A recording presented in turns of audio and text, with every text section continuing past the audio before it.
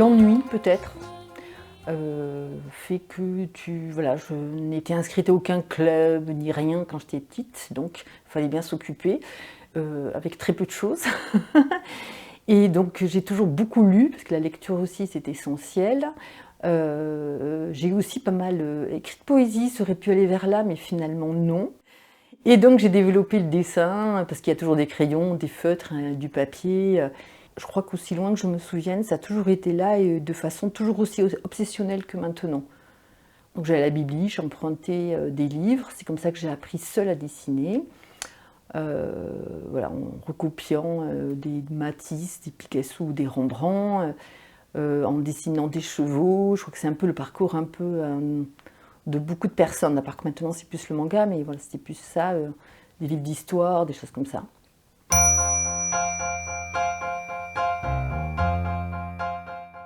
C'est très lié au plaisir, il faut vraiment que ce soit des bons moments, ce que j'ai envie de lire, ce que j'ai envie de dessiner. C'est jamais sous la contrainte. Et très simple dans le sens où là ce sont essentiellement de petits formats, de façon très pratique et quotidienne. Alors le dessin a toujours été là, mais plus même de la peinture avant. Il y avait du dessin et de la peinture, de l'acrylique. Et là c'est exclusivement, en tout cas depuis 4-5 ans, de l'aquarelle et des crayons aquarellables parce que ça exige peu de matériel.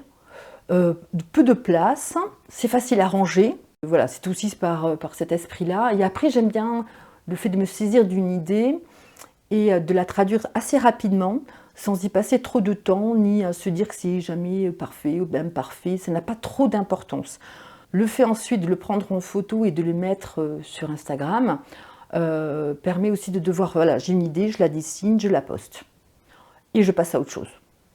Je ne l'oublie pas, parce que c'est quand même, c'est là en moi, mais je ne reste pas accrochée dessus. Et donc il y a aussi cette surprise matinale qui fait que je me dis qu'est-ce que je vais faire ce matin, et d'avoir ce temps-là aussi pour se demander ce qu'on va faire, ce qu'on va dessiner, d'avoir le temps, l'énergie, le plaisir de ça, voilà. Je trouve que c'est un cadeau fabuleux.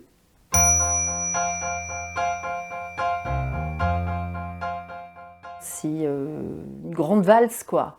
J'en sais rien, ça évolue tout le temps. Ce qui est sûr, c'est que l'enseignement amène aussi, m'oblige à creuser toujours davantage. Donc, je suis en quête perpétuelle aussi, en observation de nouvelles peintures, de ce qui se fait par d'autres artistes anciens et contemporains. Mais c'est aussi l'inspiration du cinéma, parce que j'aime les histoires, donc j'adore le cinéma. Je regarde énormément de films, les livres. Même si les livres, c'est essentiellement de la science-fiction et du space opéra, ce que ça me fascine énormément. Et le dessin est pour moi vraiment, parce que je dessine en pleine conscience, et c'est pour moi essentiel d'être pleinement là quand je dessine, de se rendre compte de la façon dont ça fonctionne en soi, et je trouve ça extrêmement jubilatoire.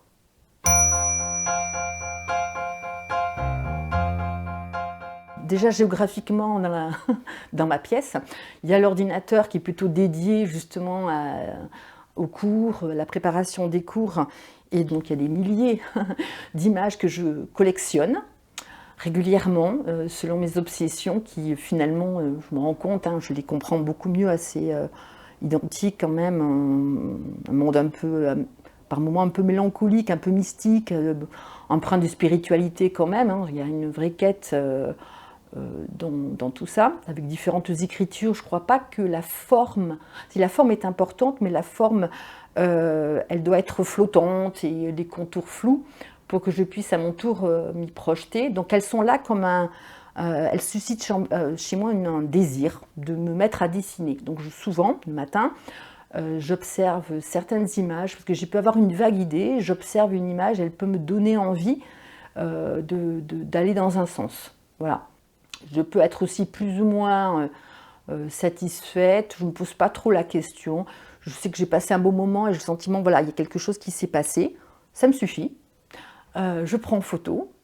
Ensuite, le choix du titre est essentiel. Alors, parfois, il était en anglais et parfois en français. Il arrive qu'il soit en portugais ou autre, parce que c'est lié à la musique que j'écoute.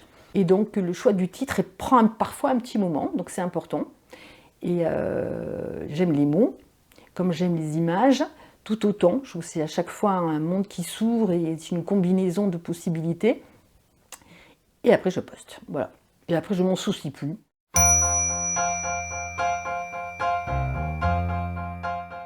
Pour moi, il y a 2 territoires assez distincts quand je travaille, alors il y a des matins, je ne peux pas partir d'une image existante. C'est très fort, je ne sais pas ce que c'est, mais il y a en fond de moi quelque chose qui doit plutôt être sans support visuel. Donc là, ça demande une autre concentration très différente et de partir de façon très aléatoire tout en restant très concentré, mais ça ne peut pas être autrement. Donc ça amène souvent des choses un peu improbables, d'associations d'images, de créatures parfois un peu plus étranges, voilà. Et souvent liées d'ailleurs à la représentation féminine et multiples facettes, stéréotypes de la femme, que je questionne, hein, que ce soit de l'idée que l'on se fait de la Madone, etc., que la guerrière, que la rêveuse, etc. Je pense qu'il y a tous ces multiples. Et puis il y a au contraire, voilà, c'est qui va plutôt dans le registre un peu cinématographique, plutôt réaliste. Mais je crois que c'est pas le réel en soi qui m'intéresse. J'ai pas envie d'être piégée par une certaine idée de la représentation réaliste. Déjà, quand on parle crayonné ou comme ça, il y a toujours une part abstraite quand même voilà, qui fait qu'on a envie de décoller un peu de cette image figée, sans savoir trop si ce que l'on fait va fonctionner ou pas. Mais en tout cas, qui paraît plus réaliste que l'autre partie qui paraît plus improbable. Je dirais pas surréaliste, hein, parce que les deux le sont d'une certaine manière. Ce qui est sûr, c'est que vraiment pour moi c'est important, c'est la notion de jeu et d'amusement. Une forme de naïveté que j'aime bien et que je cultive aussi. Et je n'ai aucune intelligence à révéler.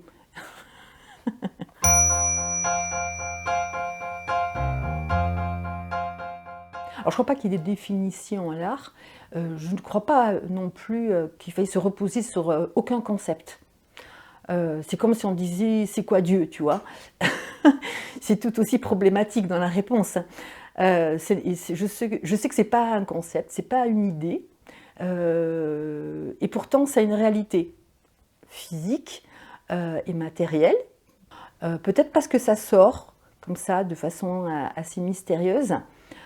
C'est mystérieux, en même temps on l'a cultivé ce mystère, c'est-à-dire c'est une graine qui a poussé, mais on ne sait pas ce qui va pousser. Voilà. Et peut-être que c'est ça l'art. Mais l'art en même temps ça englobe quelque chose d'extrêmement, qui recoupe énormément de choses, puisque c'est l'art est quelque chose, ou plutôt la vie. Peut-être que l'art c'est la vie.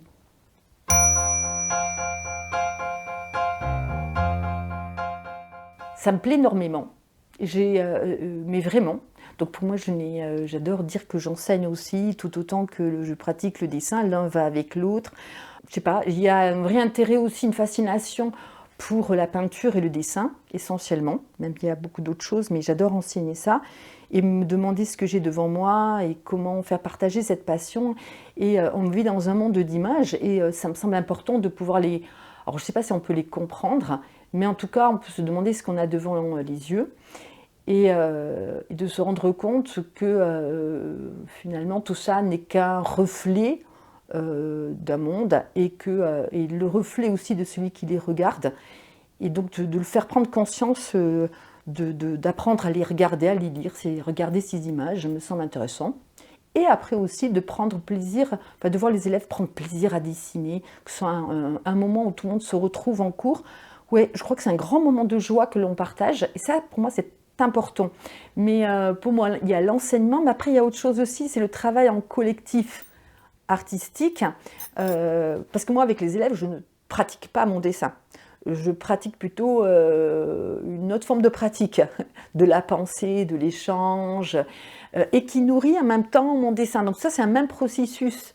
Mais parfois, il me manque un petit peu. J'aurais souhaité qu'il y ait un peu plus d'échange, voilà, avec d'autres artistes, plus de collaboration. Mais je trouve que, alors peut-être que je suis trop sauvage, et c'est pas grave, moi ça m'a fait, mais il y a vraiment ça, donc il faut l'accepter. Si toi tu veux te dire, moi je veux rester sincère dans ma pratique, ça me semble important. La sincérité me semble vitale.